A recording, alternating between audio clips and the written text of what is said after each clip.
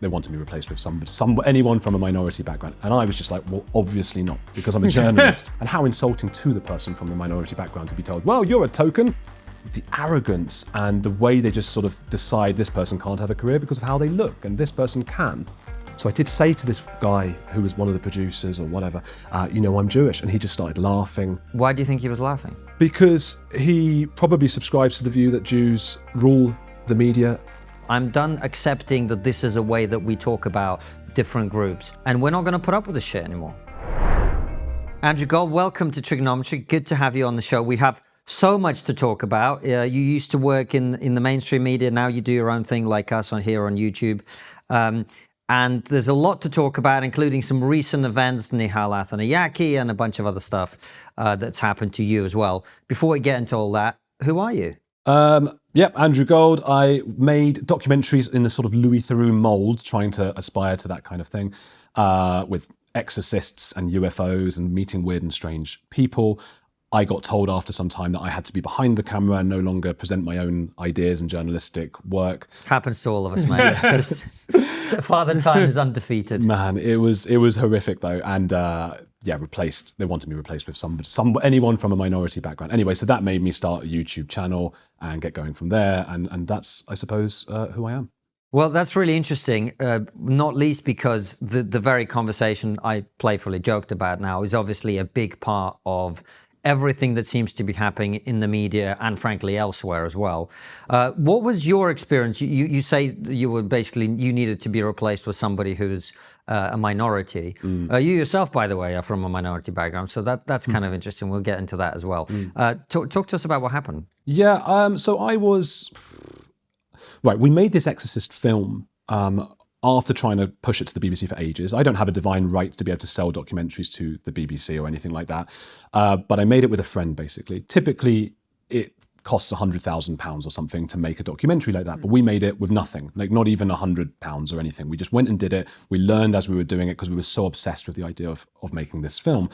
We made it. It won film festival awards. And it took 2 years to pushing the BBC, pushing, getting told a lot I looked a bit too much like Louis Theroux, but for them to even want to watch it, but okay. And eventually someone said, look, if I watch it, will you stop, just leave me alone? And I was like, yeah, please just watch it. Please just watch the film.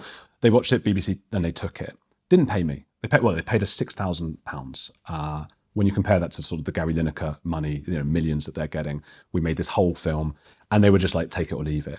And they wanted changes and things like legal checks and things that were going to cost a lot more than £6,000. So we ended up in debt to get this film away. And we made them aware of that and they just didn't care.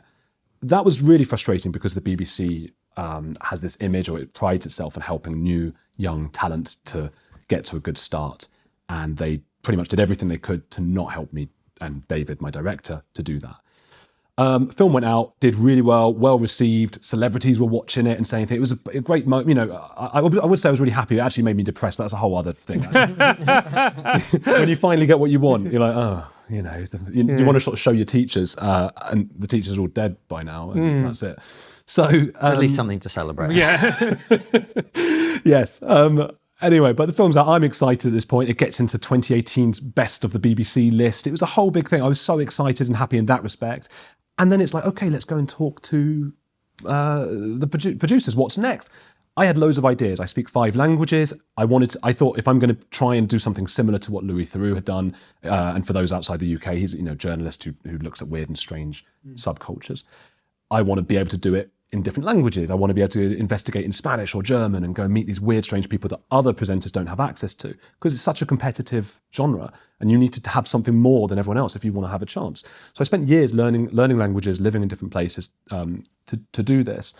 And I had stories from around the world, like mad stories you wouldn't believe, just mad things that are going on that are just bonkers. And I took them to the BBC. They loved them. And we're sitting there, they're going, oh, wow, this is people are being made to stand in anthills because they've committed adultery in Bolivia. It's like, yeah, they're crazy. And they were just very lukewarm. They wouldn't necessarily say what the problem was, but they were like, okay, let's talk about it. Why don't you speak to these production companies? Because they act as intermediaries. You get the production company in the middle, TV channel, and me. When I spoke to production companies, I had an agent by this point. My agent set me up with about 50 to 100 production companies over a period of 5 years. every single one of them, I'm not talking about 99%, I'm saying 100% of them, at some point in the meeting, while everything's going very well, jovial, you're going to, oh, this is great, love these ideas, said, unfortunately, to get this to the BBC or Channel 4, which in many respects is even more vehement with their not wanting white people, you would have to be from a minority background. Mm-hmm. So are you going to be okay with being behind the camera and we would have a journalist from a minority background in front? And I was just like, well, obviously not, because I'm a journalist and I investigated these things for years. I learned the languages. I built the relationships with Bolivian indigenous people who are putting people in anthills. I went and spoke to them to get this story. I'm not going to like just let some, and how insulting to the person from the minority background to be told, well, you're a token, come and look at this Bolivian, whatever. So that's what happened. It was very painful and sad and upsetting, because I was on minimum wage at the time. I was scrapping, as most sort of media people are, until they take off or whatever it is. You're really scrapping to, how am I going to get money for the next food on the table? I'm living in all these different places, trying to get stories together. And it was a difficult time. Yes, I could have just got a job anywhere, in a shop. I was working, but the only way to make this sort of dream of making TV work was to do things like copywriting online and things like that, which it doesn't pay very well. So every time I got a knockback, every time I thought, okay, this is the time, this person doesn't seem to care that I'm white, wow, amazing. Eventually it came up down the line. If they didn't say it, the next person they spoke to was like, yeah, it can't be him, unfortunately. So that's what happened. That is so depressing. That is so depressing, because what it's actually saying is the caliber of your work doesn't matter. Your talent doesn't matter. What matters the most about you is your skin color. Well, and also that's why it's typically not creative people who make these kinds of decisions. It's the people who are the gatekeepers of creativity, which is so sad. So I'm sitting in meetings with people who have zero creativity, who have never in their lives tried to go out on a limb and make something and do something, who have come out of university and somehow been given these jobs as I say, gatekeepers. The arrogance and the way they just sort of decide this person can't have a career because of how they look and this person can. And they seem to not realize that it actually involves talent. It's not easy to do. I mean, Louis Theroux is very good. He's a good example. He's very good. People watch him because he's very good. There's a reason people aren't watching the BBC very much anymore, because a lot of the people on there aren't very good, because the creative people, the people in charge of who can be on, have lost sight of what is the most important thing in making TV shows, which is actual talent. And we see it, it's not just in documentary filmmaking, it's in comedy, it's in dramas, it's in film. It just seems that whatever you want to call this thing, diversity, equity, inclusion, it just seems to have run rampant and completely destroyed or helped to destroy entire industries and corporations like the BBC. Well, it looks like they are on their way out. And we might talk about this more later, I don't know, but I was watching Have I Got News For You the other day, and Ian Hislop, again, it's a topical news show in the UK that's very popular. And he talks about Piers Morgan and Talk TV and said something like, well, if anyone's even watching that show, there's pen everywhere and all that. And I thought, are you not aware that Piers Morgan gets millions and millions of views and you guys are in a bubble that gets very few views? And to not be aware of that when your entire job, your entire status as this sort of media mogul that Ian Hislop is based on knowing what is going on in the media. For him to not know that Piers Morgan is hugely popular around the world, whether you like him or not, is a travesty. So they just don't know what's going on outside of their bubble. That is so fascinating to me because, as you know, Private Eye, Ian Hislop's magazine that he edits, they did a kind of hit piece or whatever, yes. Whatever piece on us. And then I was like, I looked up their circulation and I was like, well, of course you did a hit piece on us because we're so much bigger than you now. And it was weird to me because, as you say, they simultaneously, their numbers are going through the floor, the BBC. They're cancelling shows left, right and centre. I mean, with comedy, Mock the Week is gone, MASH Report is gone, Live at the Apollo numbers, I'm being told, are declining and eventually will be cancelled as well. Newsnight has had to rejig a bunch. I mean, we could go on and on and on, right? So they're really struggling. But at the same time, there's this incredible, like, sneering smugness of like, we are the people with all the power. And I'm just like, you're not. Mm-hmm. You're really, really not. Well, all they have now is that position as the legacy media. Yeah. I remember seeing years ago, I was at a talk a YouTuber was giving where he said exactly this at a panel He was at a panel with like Nat Geo and BBC and all these people, and he was like the outside of the YouTuber. And he was saying, there's something about it that I still want to make my shows on the BBC. I still want to have Channel 4 and all these things. And I think it's that my parents will be impressed. And it's so mad because the numbers are huge on YouTube. They're so much bigger, and you can attract a much wider audience. There is still something, and it's all they have left is this idea that we are legacy and we have gatekeepers. The irony is it's less democratic, but they position it as somehow more valuable. Well, the idea is that it's curated, yes, and therefore better. And I don't know that in 2023 that really is true, because it's curated by gatekeepers in the legacy media, but it's not like YouTube is uncurated. It is curated by the public. Yeah. If the public click on your content, it goes up, and if they don't, it goes down. And so the cream tends to rise to the top. Although, I mean, some of the stuff 18-year-olds watch is a bit of an exception. But you know what I mean. And I thought it was beautifully summed up in the last few weeks as we're recording this by this incident with the BBC Radio 5 Live presenter Nihal Arthanayake, who basically went out and said what I think is probably the most racist thing I've ever heard anyone publicly say, which we'll get into. And more interesting than him, because I have my opinions about him, was the BBC's reaction. This guy said that he has mental health issues because he's surrounded by white people, and the reaction from the BBC was to apologize effectively to him and say, no, we're working really hard to reduce the number of white people in an organization that is already massively overrepresented in terms of minorities. Yeah. It just sums it up for me, and this is a guy who makes a really, really good salary from it, while probably not bringing in as much value as he costs. Quite possibly. I don't watch or listen to him very much. He might be very good at what he does. I've been on his show. Is he? We had a debate about comedy in which he explained that John Cleese's opinion on comedy is relevant. Well, what was John Cleese done in comedy? Exactly. What has John Cleese ever done for us? Exactly. Yeah. Nihal, it's a bizarre one, isn't it? Because we've got a guy here who is, in terms of privilege, if we're going to use their words, in terms of privilege and status and all of these kinds of things, in the top 0.0001% of just the UK. If you expand that to the world, people are born in bins in Bangladesh and all sorts of places, right? There is no number that I can go on long enough with the 0.000 that is sufficient to explain just how privileged and status worthy this man is.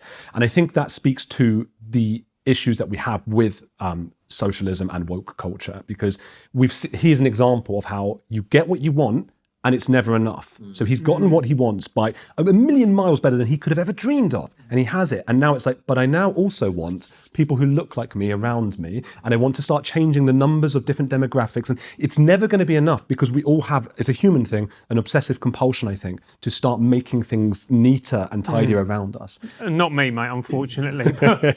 Yeah, everyone aside from you, though, we're trying to make but there is that control that humans have. Want to create order and control over your immediate environment. Yeah, I think that's right. And I don't know if he actually knows the statistics. Maybe he doesn't know. There's something called diamond diversity, which is like the neutral, I don't know what you'd call it, adjudicator of TV across the UK. So it's not just the BBC. We're looking at Sky, Channel 4, and all these different channels. And when I was struggling, I started looking this up, diamond diversity. And the BBC use it. They all use diamond diversity. No one seems to know about it in the public. The Telegraph once ran a tiny little article about them, and nobody else seems to know about diamond diversity. What they do is they find all the stats of minorities. They don't include Jews, of course, but other minorities, and how well they're doing in the media industry, both on screen and off screen. And what they've been finding for years now, even before the whole sort of woke apocalypse started to come to the fore, is that minorities are significantly overrepresented on TV. Now, the problem is for these people who work at Diamond Diversity is they need to keep their jobs, right? Because if everything is diverse, they've done their jobs and there's nothing left. So you can look at the latest report. There's a new report every year or two. It's Diamond Diversity 6, and you can look that up online, and it's mad. It is mad. And it really is about that overused saying, but it's true that those who can make you believe absurdities can make you commit atrocities. And I think you look at, it's very Orwellian. It's the first page of the Diamond Diversity. They sum it up and they say, we really need to work on getting women more off-screen roles. There's not enough off-screen roles for women at the top in the senior roles. So you go and have a look at the actual details. And it's true, there are more directors who are men. There are more writers who are men. Not that many more, but a little bit more. Producers, they're pretty much equal. When you go higher and higher, they're dominated by women. So commissioning editors, so the gatekeepers, the people who actually hire those male directors and writers, are overwhelmingly women, which is ironic. The complaint is they're the ones deciding that. And then the showrunners at the very, very top, the top people, 90% are women. But that's how they mess with things. That's how they try and get you to agree to their ideology. The first page, there's not enough women in the senior roles because there's not enough directors and writers who are women. The women are the ones hiring those male directors because they are above them. Now, with diversity, same thing happens. We need to get more diversity. We're still working really hard. You can see that people from BAME, which is the British way of saying minorities, Black, Asian, minority, ethnic, are about doubly overrepresented compared to the population at large. That's huge. That's more than a significant difference. It's particularly true in children's TV. I don't know why necessarily. Comedy, and it's particularly untrue. The only place where there's slightly less than the actual population at large is factual. And that's also quite funny, really, because it's a place where facts are allowed, and that's where it's not that way. But comedy, children's TV, all these kinds of things, significantly overrepresented. But these people need a job, so that's what's going on. They're pushing and pushing because they are earning money out of telling us and making us believe it. And Nihal is probably believing what he's hearing, and he's pushing this kind of agenda. And I don't think it's that far-fetched to say that kind of philosophy, when taken to its limit, causes what happened the other day at the top of the universities in America. Does calling for the genocide of Jews violate MIT's code of conduct or rules regarding bullying and harassment? Yes or no? If targeted at individuals, not making public statements. Yes or no? Calling for the genocide of Jews does not constitute bullying and harassment? I have not heard calling for the genocide for Jews on our campus. But you've heard chants for intifada. I've heard chants, which can be anti-Semitic depending on the context, when calling for the elimination of the Jewish people. So those would not be according to the MIT's code of conduct or rules? That would be investigated as harassment if pervasive and severe. Ms. McGill, at Penn, does calling for the genocide of Jews violate Penn's rules or code of conduct? Yes or no? If the speech turns into conduct, it can be harassment, yes. I am asking specifically calling for the genocide of Jews. Does that constitute bullying or harassment? If it is directed and severe or pervasive, it is harassment. So the answer is yes. It is a context-dependent decision, Congresswoman. It's a context-dependent decision. That's your testimony today. Calling for the genocide of Jews is depending upon the context. That is not bullying or harassment. This is the easiest question to answer yes, Ms. McGill. So is your testimony that you will not answer yes? If it if the yes speech or becomes no? if the speech becomes conduct, it can be harassment. Yes. Conduct meaning committing the act of genocide? The speech is not harassment? This is unacceptable, Ms. McGill. I'm going to give you one more opportunity for the world to see your answer. Does calling for the genocide of Jews violate Penn's code of conduct when it comes to bullying and harassment? Yes or no? It can be harassment. The answer is yes. And Dr. Gay, at Harvard, does calling for the genocide of Jews violate Harvard's rules of bullying and harassment? Yes or no? It can be, depending on the context. What's the context?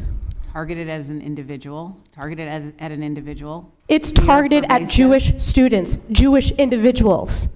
Do you understand your testimony is dehumanizing them? Do you understand that dehumanization is part of anti-Semitism? I will ask you one more time.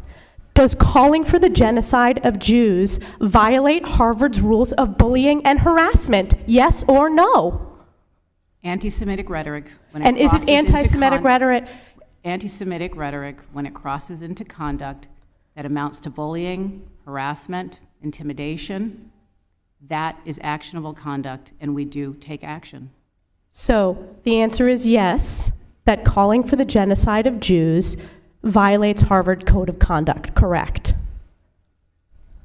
Again, it depends on the context. It does not depend on the context. The answer is yes, and this is why you should resign. These are unacceptable answers across the board.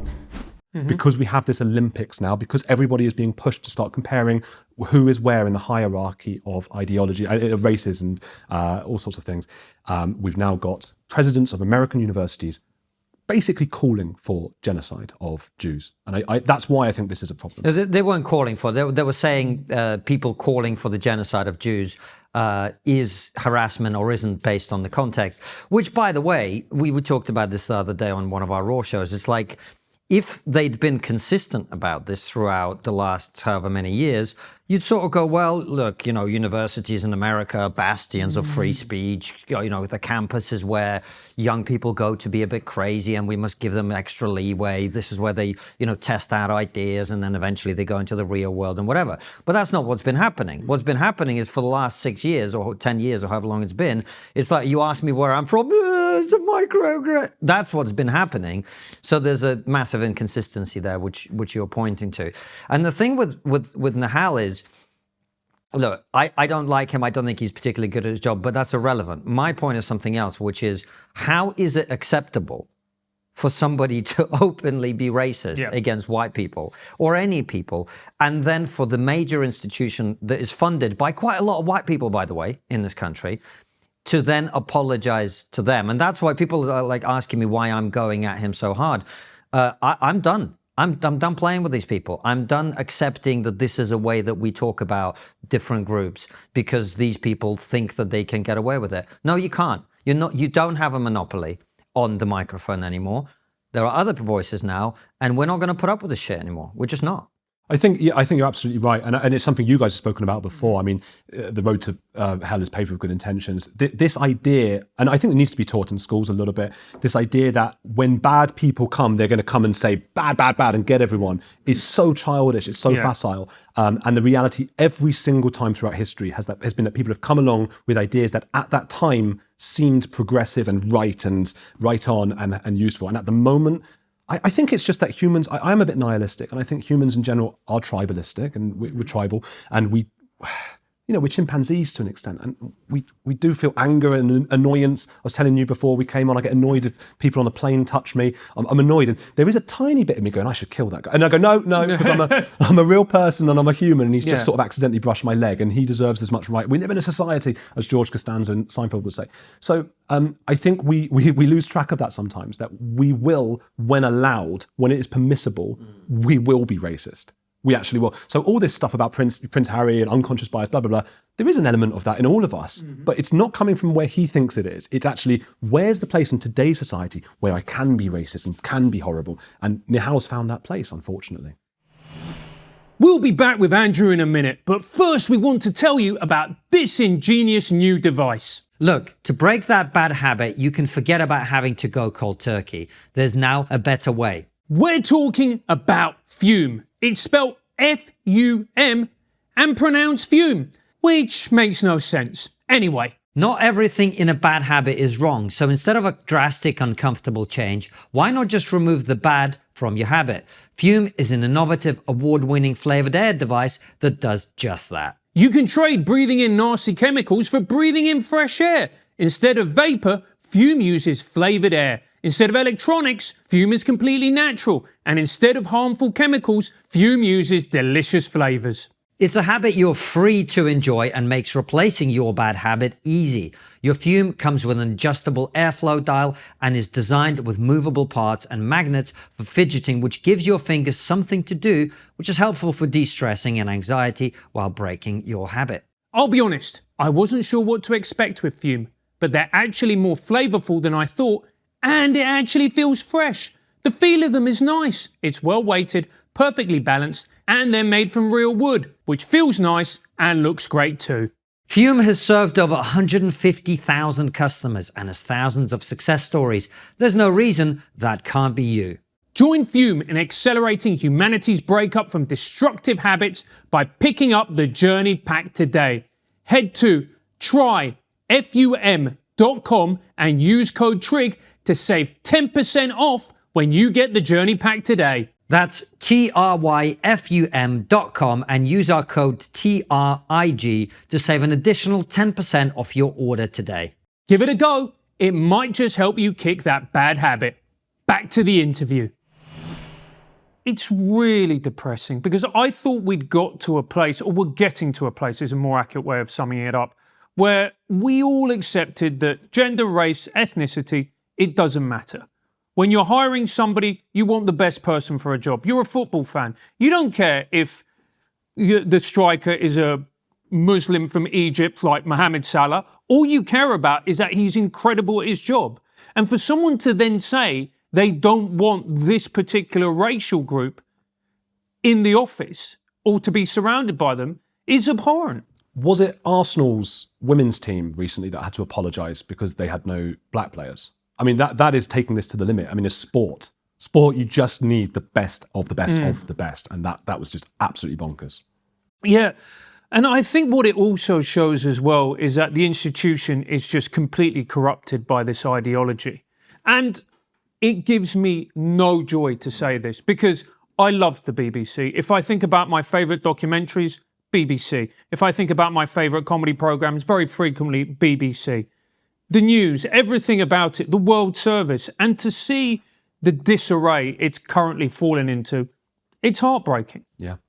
It is sad. I mean, look, these are ideas that, if you just think about the ideas in the first place, they're not necessarily bad, taken at a very minute level.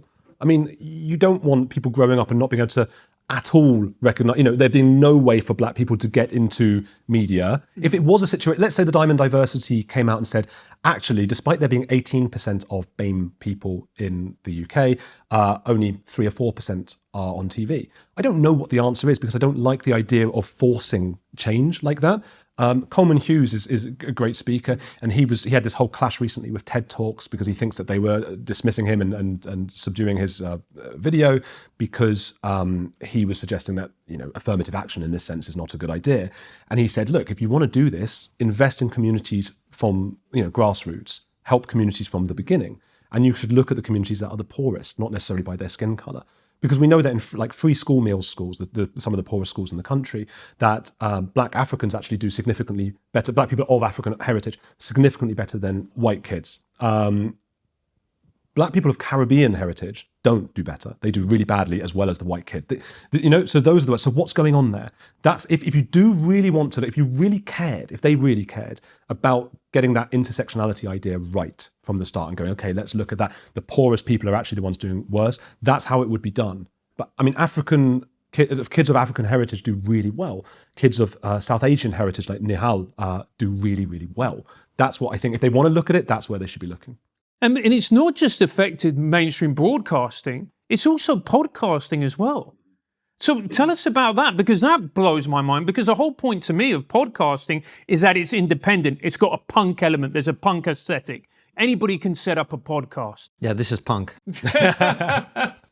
Wherever independent creatives will start to make art, there will be psychopaths out there to control them and decide which of them get through. I spoke to a punk rocker who's been cancelled recently, Louise Distress. I mean, she's like a punk rocker, and you're supposed to be able to say whatever you want. That's the whole bloody point. And the way that agents have treated her, the way that people have treated her and just not given her money. I mean, surely that's a significantly worse crime than worrying about her saying that trans women are not women. That's what she said. Sorry. He has an allergic reaction to that statement. Yeah, exactly. Giving someone money? I'm Jewish. What are you doing? I thought trans women are women was what it was. Trans women are women. No. Anyway, so she said that, and people have just taken advantage of her and kicked her out and not paid her. And they've basically said like, oh, well, you said these offensive things, so we don't have to give you money now.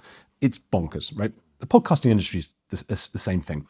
Also, the kinds of people that go into like wishy-washy careers like ours, they are wishy-washy to an extent. They're not like proper jobs in some respects. It's media, publishing. Mate, I had to get up at like 9 this morning. What are you talking about?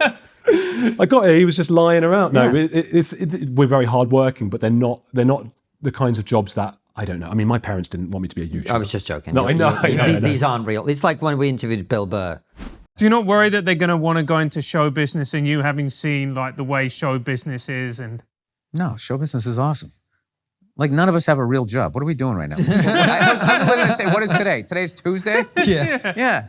Oh, we got jackets on and we're talking. And there's microphones. This isn't a fucking real job. I love that. No, you're absolutely right. Yeah. It's not So probably- you were saying these kind of industries. They attract psychopaths who want Yeah. to take advantage and want to then put their imprint on it. But like I said before, these are not creatives. These are not people who understand how creativity works. So just the other day, this was a week or two ago, and it wasn't reported in the media at all. We had, in the UK, there are two big sort of award ceremonies for podcasters. Again, you and I, we're sort of lucky that we can be outside of that, really. Yeah. And we live on YouTube and we're not bothered by that stuff. But a lot of people do rely on that because that's how they get their marketing. Or audio podcasting, unlike YouTube, has no discoverability. It means that unless you have a big name and a good way, somehow money to get your podcast out there, you can't really do it. Whereas on YouTube, if it does well, YouTube pushes your video out to people. So audio podcasters really rely on marketing, and award ceremonies are pretty much the main way to do that. At the Audio Podcast Awards, they had a guy get up on stage, Axel Kakutier, I think his name is, but someone can correct me later. And he gave what was basically a call to arms against Israel just after the October 7th. And really passionately so. He was supposed to just get up and give an award. But this is a guy who is a far left, totally untalented person who in that podcast industry in the UK is a big deal, but outside of it is no one knows who he is. He's on stage and he was giving like a rallying cry. Now, you won't be surprised to know that their main speaker there at the award ceremony was one Nish Kumar, who is always at the center of all of this as well. So he was also like getting them all going, yeah, genocide, they're committing genocide. There were a few Jewish people in the audience, relatively few, despite the myth that Jews pervade all aspects of the media. But there were a few there who I've heard from who were just absolutely mortified, gutted, and frightened for their lives. But that's how far these things go. And they got in touch afterwards with the Audio Production Awards ceremony, and they were just like, well, you know, what can we do? It's what the speakers have said, and so on. But imagine if someone had gotten up and said, oh, we defend Israel's right to defend itself, or something like that. No, would have been absolutely killed. So that's the Audio Production Awards. Then you've got the British Podcast Awards, who it is just mind-boggling what they get up to. When I first started, I didn't have any listeners or anything, so I applied for it. But you read, they do 33% of their judging. So they judge 33% on the quality of the podcast. 33. 66% is like wishy-washy stuff, which basically means diversity. What does that mean, just to interrupt, judging on the quality of the podcast? Are we talking about the audio quality, how it sounds, or the guests, or the conversations? I don't understand what that means, Andrew. Well, award ceremonies are ridiculous anyway, right? Well, this is what I was going to say, is like, I'm not even that interested in this conversation. This is no offense to you, because this is all the old school legacy bollocks. Yeah. That we are all refusing to engage in, and that's why we're all doing well, right? Because it's all fake. The only real test of content is whether people consume it or not. That's it. Yeah. That's it. The fact that 3 people or 10 people or 50 people in the room sat and went, oh, this is good, and there's a brown person, you know, like, no one gives a shit. No, and they're all going to fail. And this is the thing, is like the BBC has started podcasts, and you're going, why don't you look at what actually works? Look, steal our idea. Get 2 people who are better looking and funnier and whatever. Impossible. Thank you. Correct. That's a good joke. Yeah. And do the same thing. But they can't. They can't, because they can't have the actual conversations that we are having here, because ideologically they can't actually face reality. And that is all. So you know what? I'm just saying to you guys, let these people do their stupid awards and do all this stupid crap, because it just helps us. Yeah, you're right. But not many people can get to the levels, you know, that we have gotten to. So there are people who would like to do things like us, who are starting out, and we got a bit of luck as well, all of us along the way. No matter how good, I mean, we try to be, there's an element of luck, element of starting at the right time. If you start now, maybe it's a bit too saturated. Definitely. Maybe someone's working too many jobs to take care of people. They can't do well in podcasting. They're trying and they just want to offer an alternative view. Every single, and the marketing of that, that's what I mean. That's why that's important for those people. For the podcast awards, it's one of the very few ways to get your podcast in front of people. Almost every single nominated podcast is like, Asian girls do this, the Masala podcast. You'd enjoy that. Oh, mate, I'm hungry now.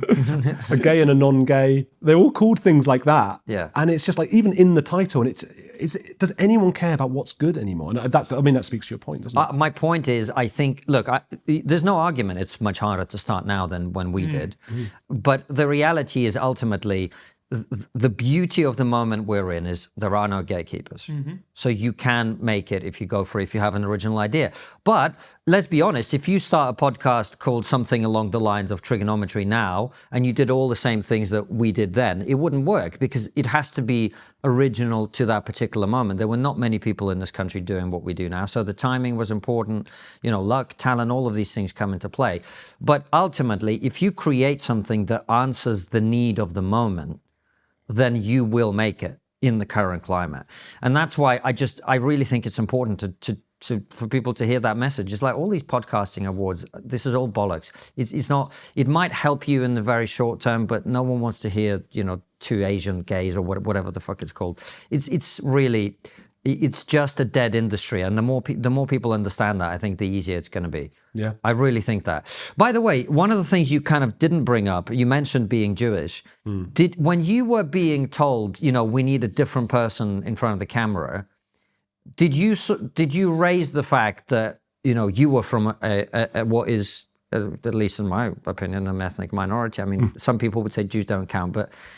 Yeah. And I mean, being Jewish, I've been fine. I've had a fine upbringing, but it's only one generation back. My dad had to change our name from Goldstein to Gold because of anti-Semitism, because of what he had to face and going to like a rough school. I got to go to a posh school because of the sacrifices my parents made. It's only 2 or 3 generations ago, the Holocaust. I know people are tired of hearing about it, but it needs to be reinforced, especially with what happened recently at the colleges. And I did end up mentioning it, but this was 2 or 3 years in because I was so ashamed to have to sit in front of a bunch of gatekeepers and say, I've got this victimhood thing. It was always an anathema to me. It was, and I felt, but I had no money. So, Terrible Jew. Well, this is the problem. Yeah, no one likes a Jew, no money. It goes against the stereotype. Now, no one likes a Jew full stop, but a Jew with no money, extra bad. So I'm sitting there and I remember having, like, for the 500th time, or well, the 50th time, we can't because you're white. And I didn't want to say it. And I was so ashamed. And I was sitting with my director, David, as well, who's not Jewish, but we didn't really talk about this stuff because I'm not a victim. I hate that. You don't want people pitying you. And I just was like, I've got to do something because David's upset by this. I'm upset. We're both struggling and trying to make it happen. So I did say to this guy who was one of the producers or whatever, I'm Jewish. And he just started laughing. And he said, I can't say what I really think about that. And I went, oh, okay. And that was it. It was painful. It was painful. He started laughing? Yeah. Why do you think he was laughing? Because he probably subscribes to the view that Jews rule the media and the industry and all of those things, and that wasn't considered a minority and wasn't worthy of you, which in a sense, I don't agree with that, but I do agree that by essence of being Jewish, I shouldn't be given a TV program. Yeah. But if I have to play his game, yes, so it's his rules, yes, and I'm playing to his rules, but he's laughing because, and this is the problem. I mean, this is obviously David Baddiel's done, the British comedian's done this. Jews don't count. Baddiel's argument is a little bit different to mine. He looks at it as there's a whole industry around wokeness, and everybody is comparing, where they are in the oppression Olympics, and Jews are not included, and that plays into the stereotype that Jews are wealthy and super white. And I agree with him about that, except I would say, so let's dismantle the whole thing. Yeah. We had this debate when we had David on the show, and I did say to him, you've identified all the dots, but you refuse to connect them. And that's it. Identity politics is bad, and it's especially bad for successful minorities like East Asians in America, like certain types of Africans, like Jews, etc. It's never going to work out, and people need to understand that. And by the way, I so hear what you said about not wanting to be a victim and not wanting your background to be used to your benefit. I remember when I was at school, because I was English wasn't my first language. They would, by the time I got to sort of GCSE, so that's 16, my teachers would be like, oh, because you're foreign, you're allowed a dictionary to do your exams. And by this point, I spoke English as well, if not better than most of my classmates. So I was like, I don't want it. And they all looked at me like I was the weird one, the teachers. And I was like, it was so obvious to me that you're not supposed to get these benefits if you genuinely don't need them. It's like, I wouldn't want a wheelchair. Some people would, though. Yeah. And they shouldn't be given one if they're not disabled. Do you know what I mean? They're given metaphorical wheelchairs all the time. Right. Yeah. I think that's wonderful. That's a wonderful analogy. I like that. I like that. It sounds like that. You remember that Catch Me If You Can, two little mice or whatever, and one drowns in the, what is it, yogurt or something, cheese? Yeah. The other one, the other runs so fast he turns the butter into something solid. I didn't write milk into butter. Yeah. Milk into butter and climbs out, and that's that. Christopher Walken, what a brilliant scene. I love that. And in essence, that's the two. What you've just said is the two sides of the culture wars, isn't it? People who say, "Come on, pull your socks up." Make your bed. We did this. We did our Jordan Peterson competition the other day, and the other side going like, "Help everyone!" And obviously, sometimes some people need help. Of course. But it just. There are also people who will take advantage of that. There'll be people who didn't need that dictionary, who were born in England, who speak English, who will say, well, Konstantin's got, well, if you're offering it, can I have that dictionary as well? Because I can look up the big words. There are people like that, and they get to pass off, under the guise of righteousness. They get to, they get all the help they want. Andrew, when I was doing my research into this interview and I was listening to some of your podcasts, it struck me that actually as a documentary maker, you were really fearless and you were prepared to tackle some subjects which a vast majority of people simply won't want to go near. And we talked about it before my interview with you, particularly the subject of paedophilia.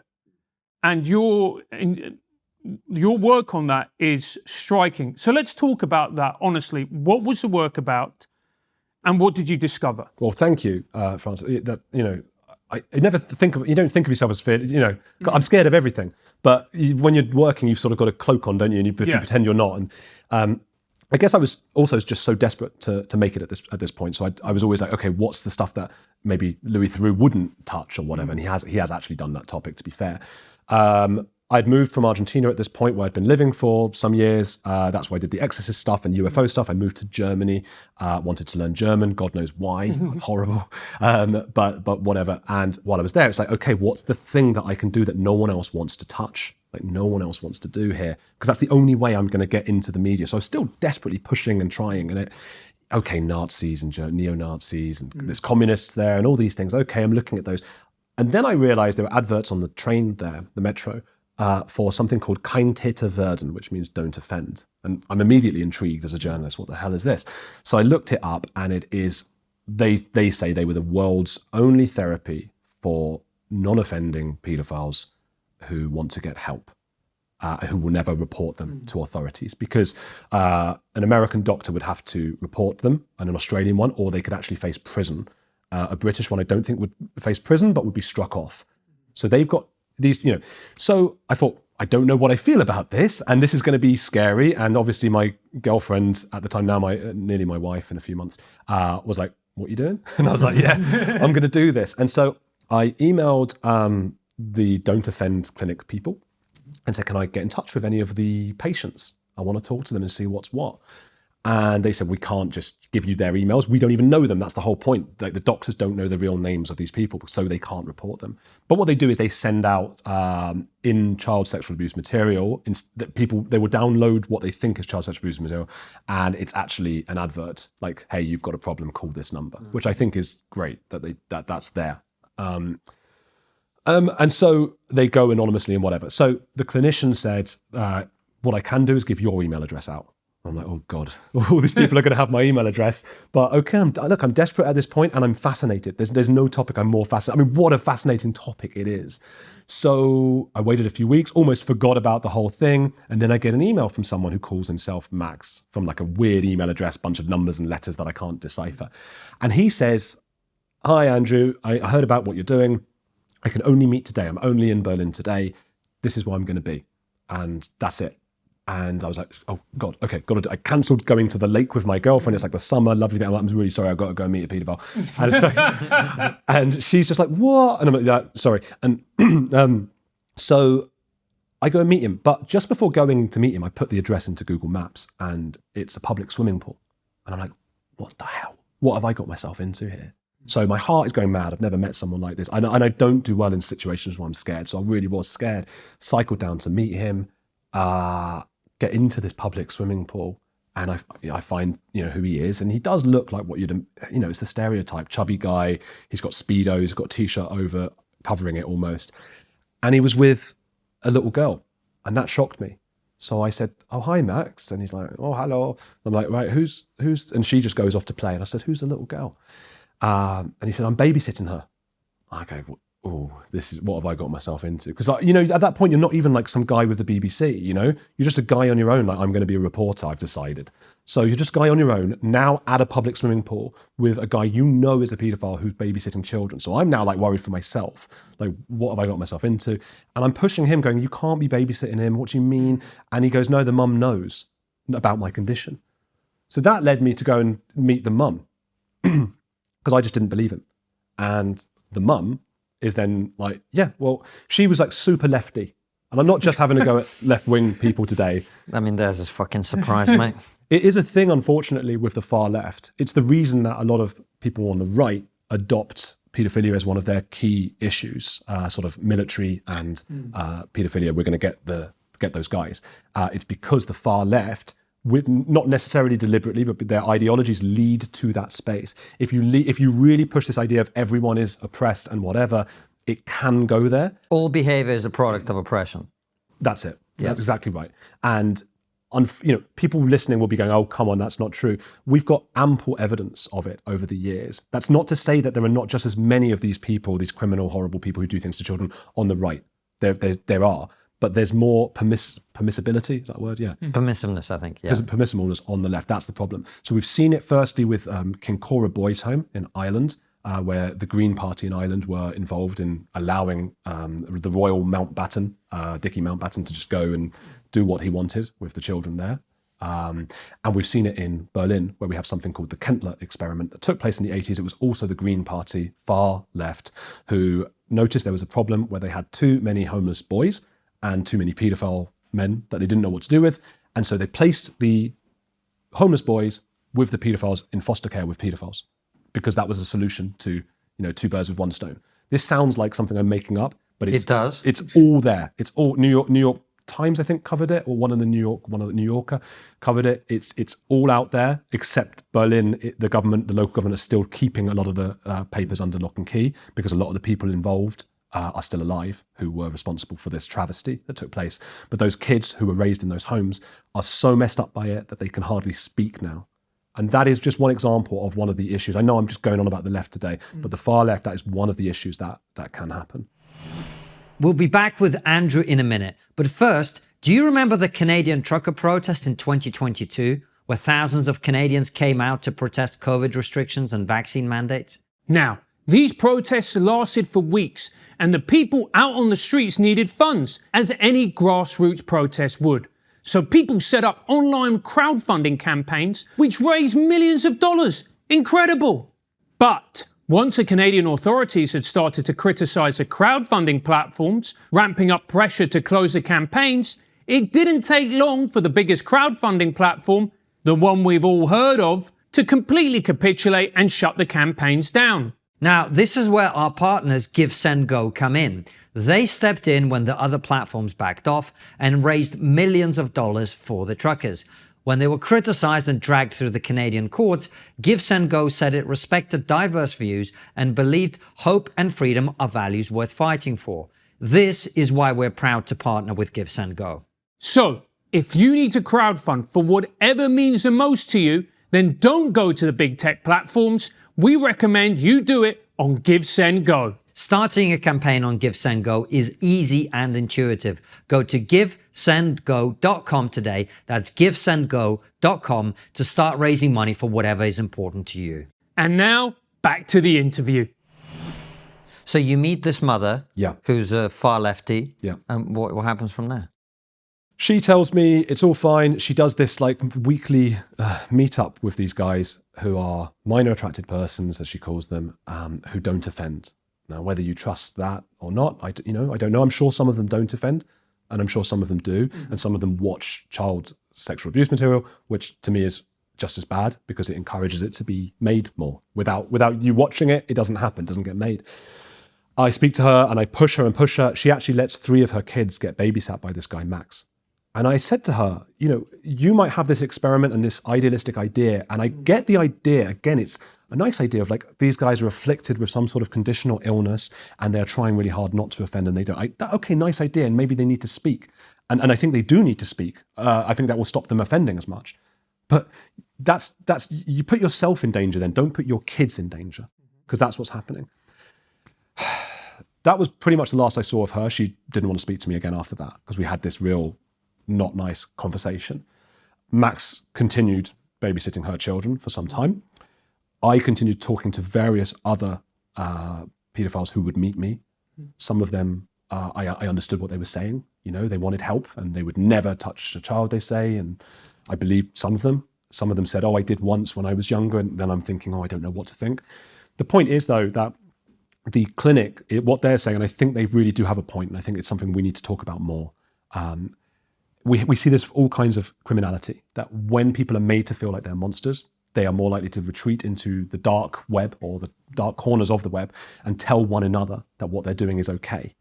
So we need to reach out to them in a way where they can go to therapy and realize how bad it is to abuse children, because they tell each other that it's okay. And this clinic disabuses them of that notion.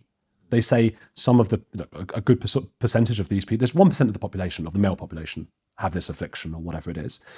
The clinic believes, it's very hard to find empirical evidence, unfortunately, with this kind of thing. They believe that there are many who are psychopaths and there's nothing they can do about those people. There are many who will never offend because they just know it's a terrible thing to do. And where the clinic helps is with the people in the middle who could offend if they, for example, got drunk around children, if they're around children too much, or if they fell in with a crowd, and there are many crowds like this who tell them that it's okay. So for that reason, they need to come out and speak to therapists. And at the moment, outside of Germany, that's not possible. So that's a concern, because if you're worried about child abuse, and again, there's all different kinds of statistics, but some say that 1 in 3 or 4 kids are abused, some say 1 in 6 or 1 in 9, but it's a lot. I mean, even 1 in 100 is too many. Mm-hmm. So at the moment, on the left, we're saying, don't talk about this because I'm getting triggered. On the right, we're saying, lock them all up and kill them all. And that's obviously not something we can actually do. So I think we need to go, let's calm down and talk about this, and we can actually save children's lives, hopefully. That's the idea. And was the clinic effective, or is this clinic effective in dealing with this particular issue? They don't know. That's the problem. They are going on faith. Their philosophy is, it must help because they're coming in and we are talking to them and making them understand how bad this is. And even if it just helps with one guy and stops them from committing that heinous act on one child, that's a job well done. But they can't really go around going, hang on, was that the guy who committed that thing afterwards? And that's the biggest criticism labelled at the Don't Offend clinic in Germany. And that's an issue. I agree that's an issue, but I don't know yet what the way around that is. Do you know what you were saying about the mother who was allowing her kids to be babysat? It's something that I talk about a lot, which is how few people in the West, and you're right, it is more one side of the political spectrum than the other, but also I think the right is also very naive about this.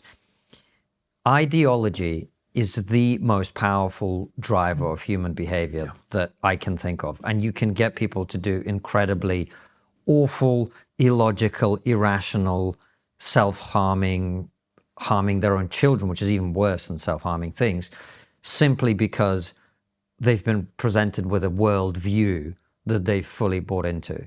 That's shocking to me. Well, I started my channel, and as you guys know, I changed it to a new channel now. I started it as cults. That was the idea: cults and cult ideologies. The problem was, once I started talking about how some of the sort of lefty woke stuff is cultish, everyone turned on me, and I had to create this new channel. That's what Francis came on, Heretics. But the first channel was cults, and the links between like a Scientology cult and the way Scientologists feel and the way Jonestown and Heaven's Gate were, and some of the political ideologies, it's the same thing. And I've got a good friend now who's an ex-Scientologist called Aaron Smith-Levin, and he says all the time, he's such a well-rounded guy. He was born into Scientology, so he didn't drink the Kool-Aid or whatever.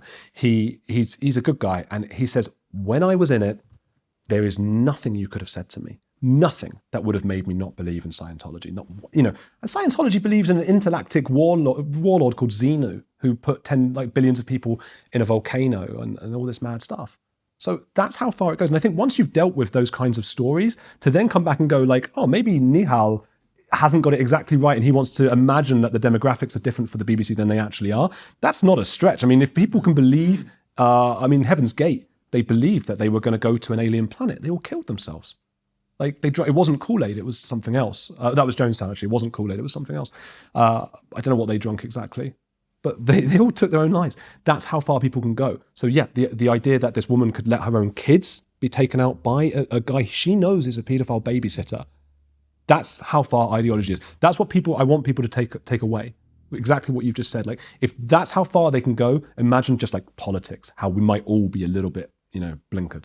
And what was her rationale? Because that's the other thing I'm curious about, because I might think, for example, that somebody is absolutely an ex-smoker, but I wouldn't let them deliberately babysit packs of cigarettes. Do you know what I mean? What is the rationale behind giving your children to somebody who is hopefully a non-offending? Why did she do this? Well, yeah, I said to her, it's like an alcoholic behind a bar. Right. She says because it means a lot to her, it's her life's work. So that's the ideological side. It's that very, very dangerous thing of feeling good about yourself. And now she has a huge group of people who no one else will speak to them except her. So she goes from being like Mrs. Boring, because she is, just boring, plain person. She's a boring, to superhero among those people. So that's what she does. And then at that point, it's like cults, right? So one of the first parts of being in a cult is you get love bombed, right? As people start love bombing you, people telling her how wonderful. She's never heard that before.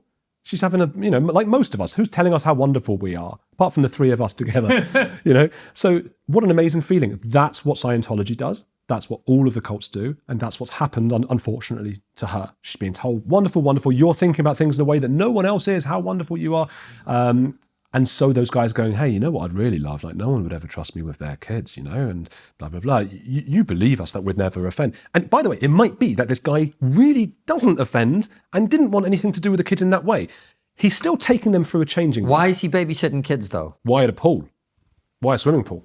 Yeah. Why anywhere? Why? It is not a common thing for a man to want to babysit someone else's children. I mean, someone else's children, generally speaking, are quite annoying. Oh, it's the worst thing in the world. Right. They're awful. So the fact that this is a guy that wants to do that and completely unrelated happens to be a non-offending paedophile, it's a little bit sus. Call me a cynic.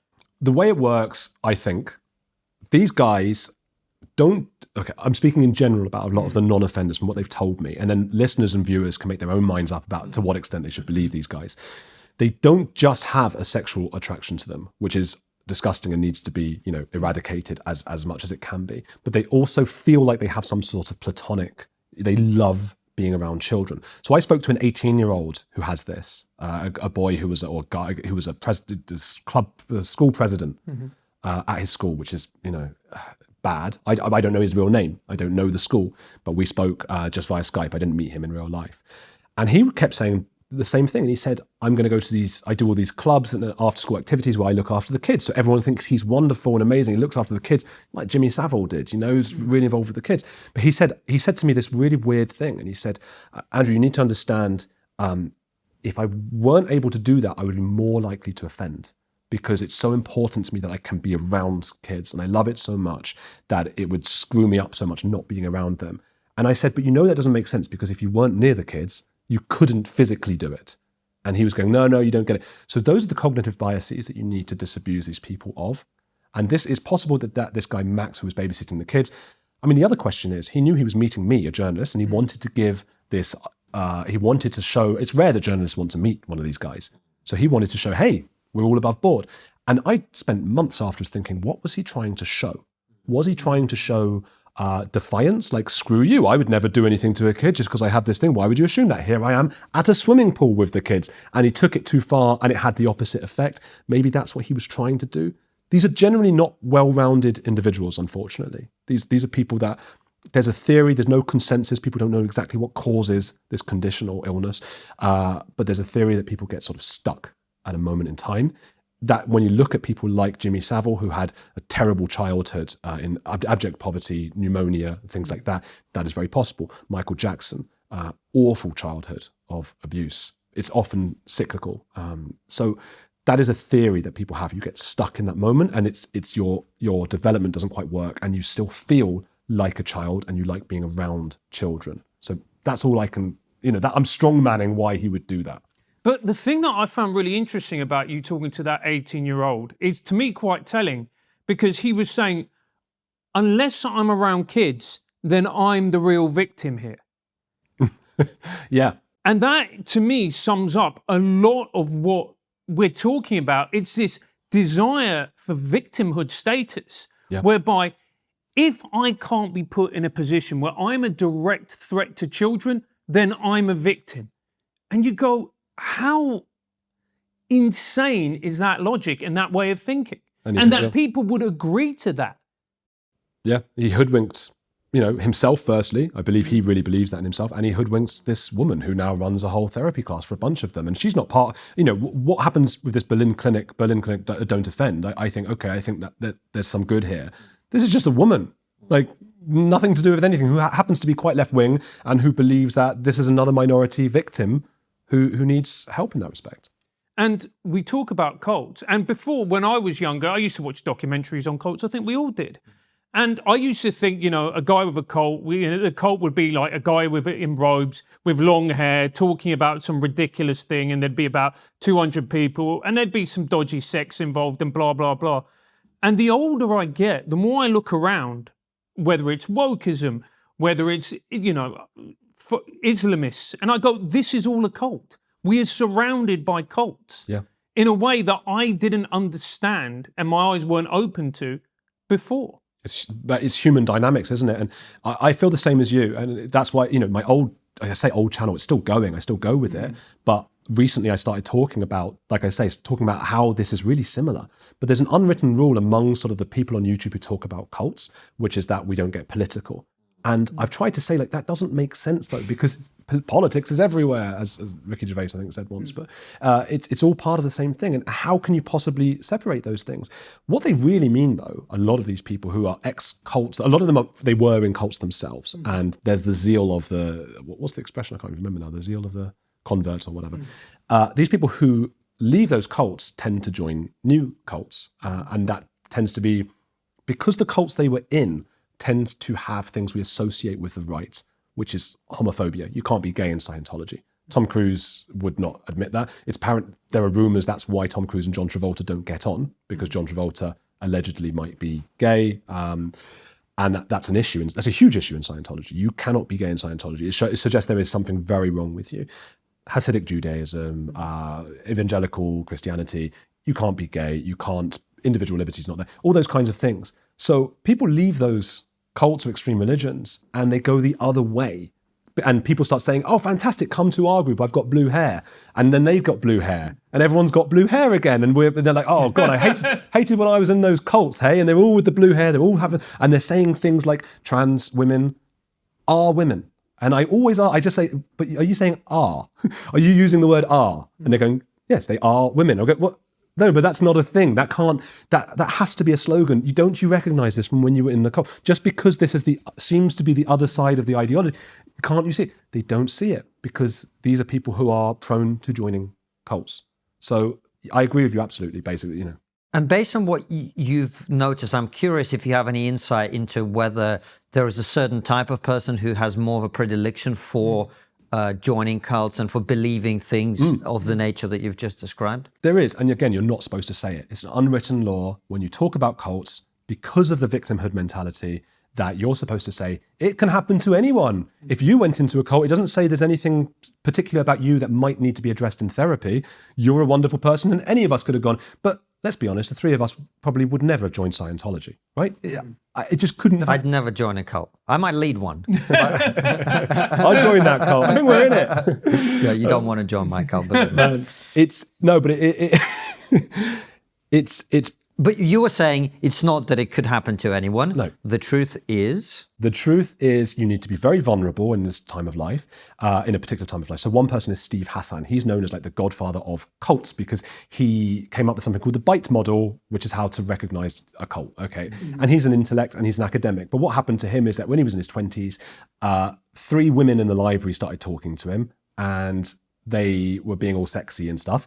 And they convinced him to join something called the Moonies, which was led by someone called Reverend Moon, who believed he was the second coming of Christ and who are homophobic, far right, blah, blah, blah, blah, blah. And he just upped and joined it. Again, no matter how attractive those 3 women are, I'd imagine we wouldn't have joined the Moonies.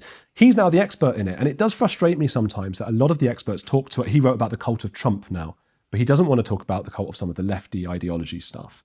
So I sort of want to say to him, like, well, hang on, mate. Like, I didn't join a cult, and most of the listeners didn't, and most of us did. You did.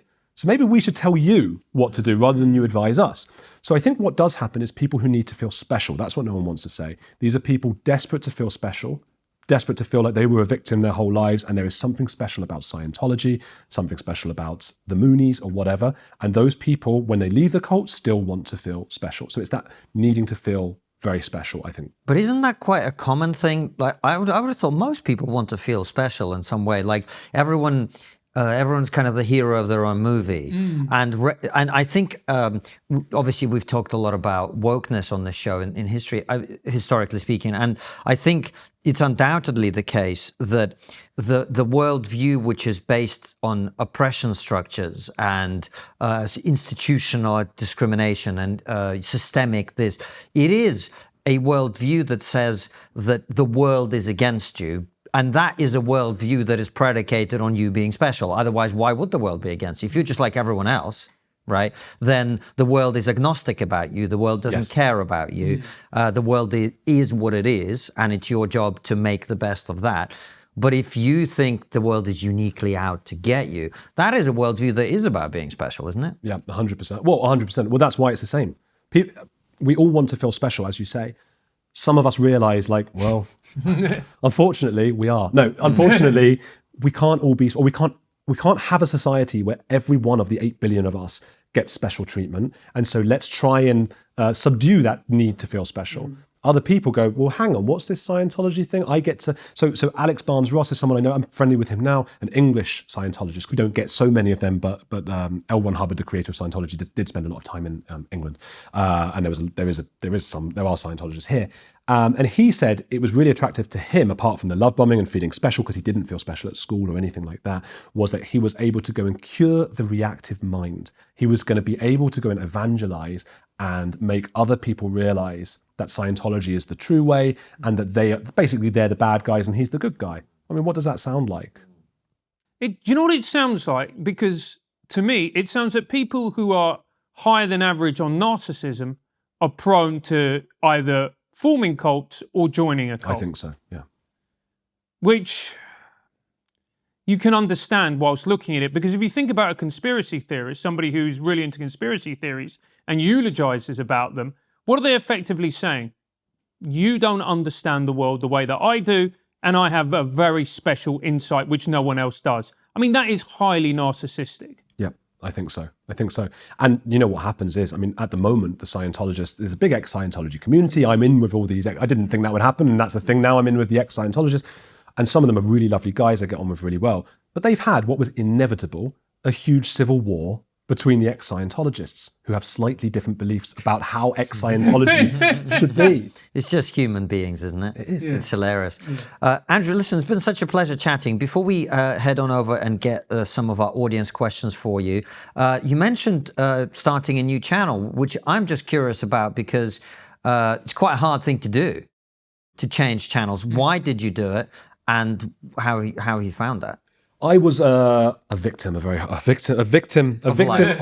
The system came to get you. The system got me. I was a victim of audience capture, which basically means I wanted loads of money. And so when I started my channel, I got very excited. Okay, we'll talk about Scientology, then this, then that. And I started realizing, okay, but if I've got Tom Cruise in the thumbnail, it does really well. Okay, let's do another one about Tom Cruise. And now John Travolta, and now Meghan Markle. And then suddenly it went from what I wanted the channel to be to, and it's my own fault, of course, to celebrity stuff. a lot of it. And then when I put out the stuff I really cared about, which is very similar to what you guys do, not only did people not watch it, but they got angrier and angrier because these were people who were there for the cult stuff and they didn't believe that the woke stuff was a cult thing. And recently with the Israel stuff, that just died a death. So I can still do a live stream and say, look at what's happened to Prince Harry and Meghan, and it will get hundreds of thousands of views just talking to the camera. But that's not fulfilling me in my life. And I got to interview, because of that channel, it gave me some prominence, which allowed me to interview top guests like Francis Foster and Graham Linehan and Winston Marshall and Helen Joyce and all these kinds of people, Richard Dawkins. Fantastic. I'm so happy. And what's the new channel called? It's called Heretics. And yeah, that's it. And it's I hope people come and... Absolutely. Well, we'll make sure to link to it. It's been really great to chat with you. Let's keep in touch and do this again sometime. Thank you. Before we go to questions from our supporters, as you know, the last question we always ask is, what's the one thing that we're not talking about that we should be? I was thinking about this and I thought lookism is an interesting one. And I think that's going to maybe be the next thing that happens, because I was reading Ted Chiang, who's one of my favorite authors. He's like a scientist author. And he made this short story about a school that where they use like magnets or whatever to turn off the receptor in your brain that can recognize attraction in people. So these people grew up not knowing if they were attractive or their friends were attractive. There are also very real experiments going on at the moment about mind reading and being able to tell someone's attributes and things. So you don't have to give a CV anymore. You will be able to just read their minds and know if they're going to be good at certain things. And I think that a lot of what we've spoken about with regards to obsession and control among authoritarian people, I think that's one of the potentials for a future clash, where some people are saying you've got to turn off your attraction bias in certain places and schools and things, and all these kinds of things. So that's something that I think we need to look out for. That's insane. That's insane. Anyway, if you want to hear more insane stuff, head on over to Locals or elsewhere where you support us to get Andrew's answers to your questions.